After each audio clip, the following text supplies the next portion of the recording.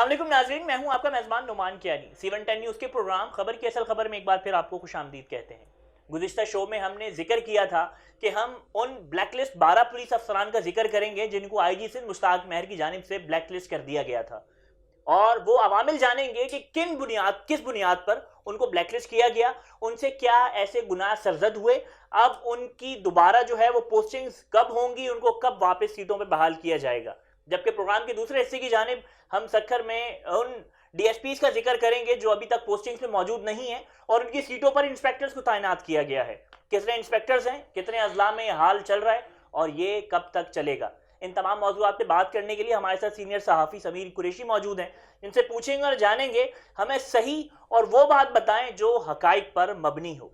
अस्सलाम वालेकुम। वालेकुम अस्सलाम।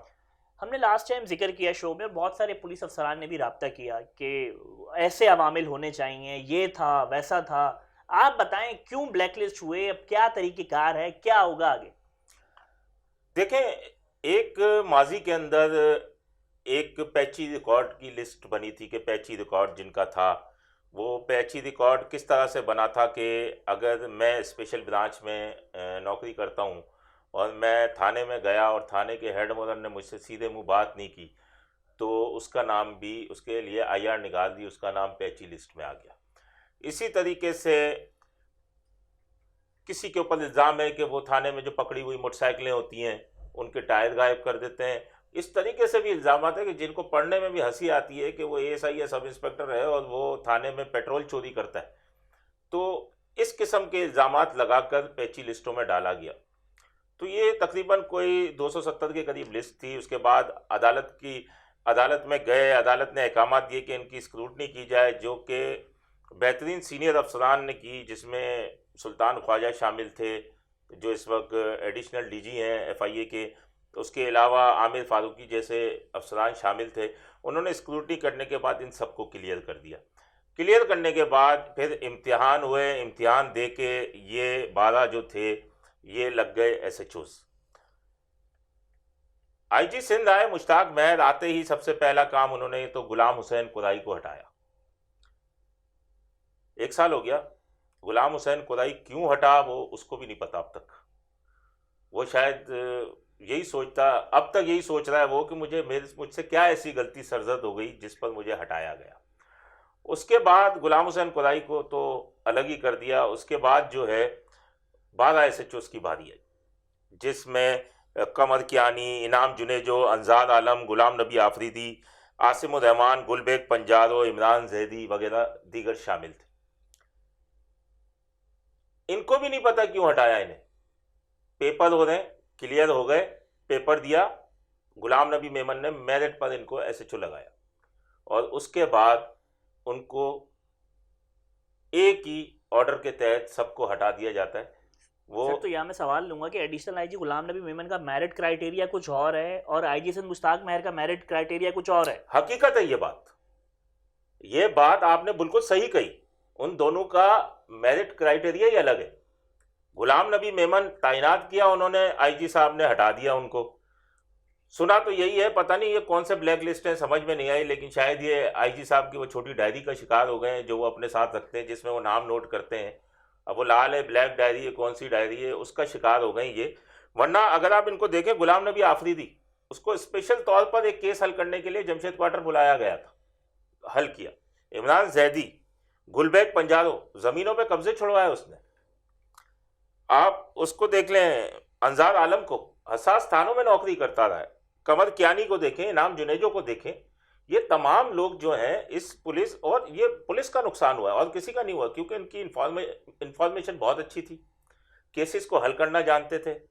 इन्होंने आसिम उर रहमान वगैरह हो गए, इन्होंने बेहतरीन केसेस हल किए। इन्होंने जो बुरा दौर चल रहा था शहर में, रिजविया थाने के एसएचओ की हैसियत से उन्होंने नौकरी की। तो इस तरीके से इनको हटा देना समझ में नहीं आ रहा और अभी भी बेचारे ये अताब का ही शिकार है। और अब देखें कितना अरसा ये अताब का शिकार है। ज़राए के मुताबिक आईजी सिंध मुश्ताक महर ने अपने बाला अफसरान की मीटिंग में इस बात का जिक्र किया है कि कुछ क्लर्क्स ने भी इस तमाम धंधे में, तमाम ब्लैक लिस्ट की कार्यों में हाथ धोए हैं और उन्होंने इस बात को एग्री किया है। आप क्या समझते हैं कि सीपीओ और केपीओ के क्लर्क्स वगैरह का भी इस बात में कोई हाल शामिल है? देखिए, क्लर्क माफिया जो है वो बहुत बड़ी माफिया है। असल में अफसरान को यही चला रही है, कोई किसका लाडला है, कोई किसका लाडला है, अफसरान उनके लिखे पे आंख बंद करके कर रहे हैं। इसमें कोई शक नहीं है, यहाँ पुलिस रूल की जगह क्लर्क्स रूल चल रहा है। जो क्लर्क जो चाहे वही होता है, और काफ़ी जो है इसमें क्लर्क का भी हाथ होता है। कभी क्लर्क से ताउन नहीं किया, क्लर्क ने कभी बंदा भेज दिया, उसकी नहीं सुनी नाजायज़ काम के लिए, तो उसमें सबसे बड़ी चीज़ें हैं, ये चीज़ें इसमें शामिल होती हैं। सर तो अभी ये इन्ना लीला पढ़ लें अपनी पोस्टिंग्स पे आने वाले टाइम में, जब तक आईजी सिंध मुश्ताक महर मौजूद हैं या जब तक एडिशनल आईजी कराची मौजूद हैं? देखें, आईजी सिंध के अताब का शिकार है ये, तो आईजी सिंध मुश्ताक महर जब तक मौजूद हैं तो ये अपनी पोस्टिंग भूल जाए। ये वाजे करते चलें, ये अताब जाती मफाद पे मबनी है या इसका सिंध पुलिस से कोई फायदा है? जाती अताब से ये अताब जो है ये सिंध पुलिस के फेवर का अताब है? देखें, ये तो मुझे जाती अताब लगता है, क्योंकि सिंध पुलिस का तो कोई ऐसा काम इन्होंने नहीं किया जिससे सिंध पुलिस को नुकसान पहुंचा हो, उसका मोराल गिरा हो, या इन्होंने कोई ऑर्गेनाइज क्राइम किया हो, रेती बजरी चोरी कराई हो, ऑयल के धंधे में हो। जो ऑयल के धंधे में रेती बजरी चोरी करवा रहे हैं वो अपनी अपनी सीटों पे बैठे हुए हैं। खैर ये एक सवालिया निशान है हमारे लिए और नाजरीन के लिए भी कि पुलिस आईजी सिंध मुश्ताक महर के ज़ाती अताब के लिए जब आप किसी फोर्स की कमांड कर रहे होते हैं तो फिर आप ज़ातियात को साइड में रखते हैं और महकमे के मफादात को तरजीह देते हैं। मगर ये बात आप बिल्कुल बावसूख जो है वो हकाइक पे मबनी जिक्र कर रहे हैं। अच्छा सर ये बताएं कि 12 ब्लैक लिस्ट अफसरान के बाद कुछ अफसरान को पनिशमेंट भी दी गई है, उन पनिशमेंट वालों का क्या खाता है? वो किस लिस्ट में शामिल हैं? वो भी इस ब्लैक लिस्ट में शामिल होंगे या उनके लिए कोई नई लिस्ट मुरतब की जाएगी, उसके बाद उसको बंद करके सो दिया जाएगा? देखिए, ये 32 को पनिशमेंट दी गई है, जिसका कल नोटिफिकेशन बाकायदा निकाला गया है कि इनको सजाएं दी गई हैं और इनको मेजर पनिशमेंट दी गई हैं। ये वही थे जो इम्तिहान दे के लगे, पहली दफ़ा एसएचओज लगे थे और इम्तिहान दे के लगे। अब इसमें भी मुझे समझ में नहीं आई कि गजाला जो सैयदा गजाला थी, गुलशन इकबाल की एसएचओ थी, एक टाइम वो बड़ी बेहतरीन कारकर्दगी दिखाती रही हैं, अफसरान बड़े खुश थे और इन्हीं अफसरान से उन्होंने दाद वसूल की है। दाद वसूल की। उसको क्या वो एसएचओ नहीं लग सकती? नाजिया अफजाल, उसको मना कर दिया कि वो एसएचओ नहीं लग सकती। अब नाजिया अफजाल इस वक्त यूएन मिशन के ऊपर है, तो क्या मतलब हमारे मुल्क के लिए या हमारे शहर के लिए अहल नहीं है वो? यानी कि यूएन मिशन के लिए हमारा क्राइटेरिया अलग है और यूनाइटेड नेशन वालों का अलग है। यूनाइटेड नेशन के ऊपर है। अच्छा, कासिम रशीद वो इस किस्म का एसएचओ था कि अगर आप उसके बाद कोई मसला लेके चले जाएं और उसके दस्तरस में होगा तो वो आपके साथ उठ के चला जाता था। उससे मेजर पनिशमेंट आप ही ने 2 दफ़ा एसएचओ लगाया, उसको सोलियत बाजार थाने लगा था, बेहतरीन नौकरी की उसने। उसके बाद उसे शादा नूरजहां लगाया, लेकिन शादा नूरजहां चंद रोज़ में उसे फिर हटा दिया।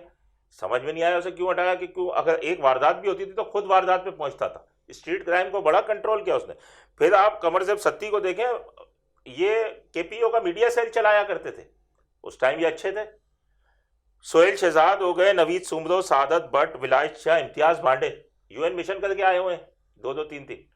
शायद हमारे शहर के लिए अहल नहीं है। मेजर पनिशमेंट दे के इनके ऊपर पाबंदी लगा दी है कि अब इन्हें एसएचओ नहीं लगाया जाएगा। तो ये पाबंदी ताहयात है, ये अब जो है वो सो जाएं तमाम चीज़ों को रखकर, या एडिशनल आईजी कराची या आईजी सिंध का मूड मिजाज तब्दील होगा तो उसके बाद इनको किसी न किसी क्राइटेरिया में लाया जाएगा? देखिए, मेजर पनिशमेंट के खिलाफ जो है वो अपील की जा सकती है, और अगर वो अपील ना भी करें तो वो सज़ा 3 साल में ख़त्म हो जाती है। लेकिन यहाँ पॉलिसियाँ तब्दील होती रहती हैं, सिफारिशें चलती रहती हैं। अभी एडिशनल आईजी कराची अगर ट्रांसफ़र हो जाए तो सारी पॉलिसियाँ ख़त्म हो जाएंगी, ये पेपर भी ख़त्म हो जाएंगे जो हो रहे हैं एसएचओज़ के लिए। ये जो जिन पे सज़ा, अगर आपको याद हो कि अरबाब गुलाम नईम वज़ीर आला सिंध हुआ करते थे जी, उन्होंने एक बार प्रेस कॉन्फ्रेंस करते हुए कहा कि शोएब खान के साथ जो है मिली भगत के लिए साबिक आईजी सिंध फयाज लगारी जो हैं वो अब सिंध में कभी भी पोस्टिंग नहीं ले सकते, यानी ताहयात पाबंदी हो गई। लेकिन आप देखें, गवाह है, तारीख गवाह है, माजी है, आप देख सकते हैं वो उसके बाद आईजी सिंध लगे थे। सर ऐसे देखा जाए तो मौजूदा आईजी सिंध के हवाले से भी कुछ इसी तरीके की बातचीत थी, मगर अल्हम्दुलिल्लाह अल्लाह पाक ने उन पे फजल किया और उनको की पोस्टिंग आईजी सिंध के तौर पे जो है वो अपने फराइज सर अंजाम दे रहे हैं। बिल्कुल इसी तरह से। अच्छा सर, दूसरी जानिब सखर के सब डिवीजन 22 सब डिवीजन में डीएसपी तैनात नहीं, उनकी जगह इंस्पेक्टर्स तैनात हैं। क्या वो इस लायक नहीं थे कि तैनात हो सकें, या इंस्पेक्टर्स इतने काबिल थे कि उनको वहां लगाया गया? देखिए, मैं आपको एक बात बताऊं, ये सखर की बात करने, इस वक्त कराची की पोस्टें जो है ना, कराची नहीं अंदरून सिंध की पोस्टें खाली हैं। इतलात ये है कि वज़ीर आला सिंध के एक दोस्त थे, उनसे उनकी कोई नाराज़गी हो गई है, उनके कहने पे काफ़ी पोस्टिंग्स करते थे। नाराज़गी ऐसी हो गई है कि उनके गनमैन सारे हटा लिए गए हैं, और उनके पास जो चाय तक पीने के लिए गया उसे भी उस खाते में ले लिया गया। तो AC7 इस वक्त कोई नहीं है, DSP 7 बशीर कोहादो को हटा दिया गया। उसके अलावा अगर 7 और भान सईदाबाद के पूरे पूरे थाने तब्दील कर दिए गए। DSP 7 की सीट भी खाली है। DSP कासिमाबाद रसूल बख्श सयाल को हटा दिया। अच्छा, मैं आपको एक बात बताऊं, एक DSP है फहीम फारूकी, उनको DO करके SSP अमजद शेख ने रातों रात तंगवानी बुलवा के वहां DSP तैनात किया, तंगवानी के अंदर।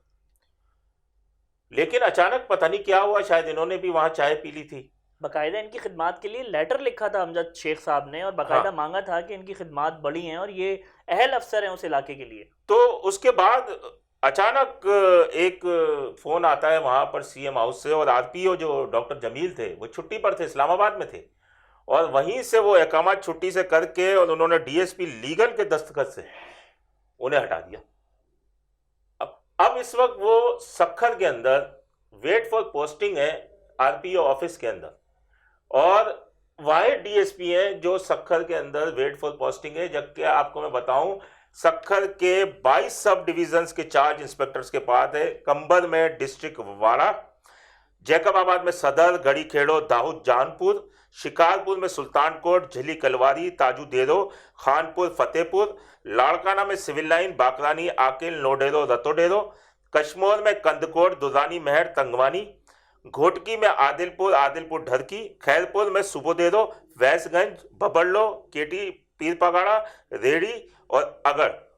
यहाँ DSP headquarter, DSP complaint, DSP security और DSP इन्वेस्टिगेशन की पोस्ट पर भी इंस्पेक्टर्स बैठे हुए हैं, वहां विराजमान है। वो DSP का उनको चार्ज नहीं दिया हुआ है, यानी चार्ज दिया हुआ है, तहरीरी तौर पे नहीं है, वर्बली दिया हुआ है या लुक आफ्टर करके SDI करके उनको चार्ज दिए हुए हैं।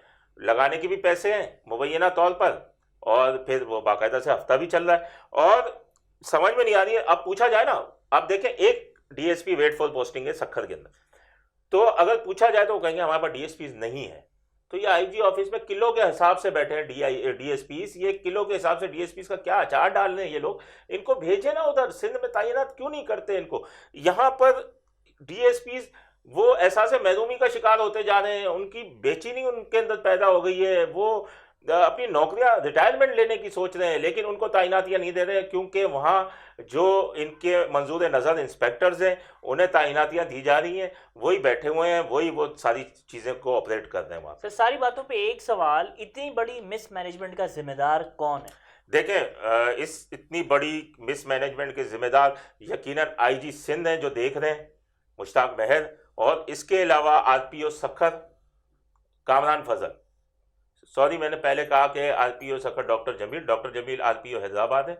ये कामरान फजल थे जो कि छुट्टी पे इस्लामाबाद में थे, और उन्होंने रातों रात ऑर्डर करवाया और वो लीगल से ऑर्डर हुआ।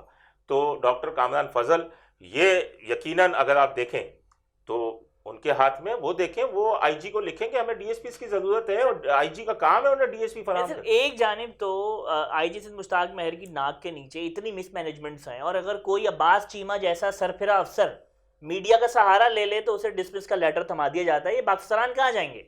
ये अफसरान किसी और मुल्क की पुलिस से मदद मांगेंगे, कहाँ जाएंगे? कोर्ट जाएंगे, कहाँ जाएंगे? इनका अजाला कौन करेगा, ये आप बताएं। देखें, नाइंसाफियां तो हैं, और PSP से हमेशा शिकायत रही है निचले अमले को। आधे से ज़्यादा 90 का बैच कोर्ट के अंदर, ठीक है। अब जो PSPs की लिस्ट आई हुई है जो रोटेशन पॉलिसी की, वो कोर्ट जाने की सोच रहे हैं। उसके बाद अब PSPs के खिलाफ कोर्ट जाने की सोच रहे हैं। तो अब अगर इस तरीके से नाइंसाफियां होंगी तो ये 12 ब्लैक लिस्ट है। ये पहले इन्हें आसरा दिया गया था कि भाई कोर्ट नहीं जाए, आपका मामला तय कर लेते, मगर तय नहीं हुआ। अब शायद ये भी कोर्ट जाने की सोच रहे हो कि कोर्ट चले जाएं, किसी तरह पोस्टिंग तो हासिल करें। बहुत शुक्रिया आपका, आपने वक्त दिया और इंतहाई जामे तहकीक के मुताबिक जो है वो हमारे सवालों के जवाब भी दिए। इंशाअल्लाह एक नए मौजूदी गुफ्तगू के साथ फिर आपकी खिदमत में हाजिर होंगे। तब तक के लिए मुझे अपने मेज़बान नुमान कियानी को इजाज़त दें। अल्लाह नेगेबान।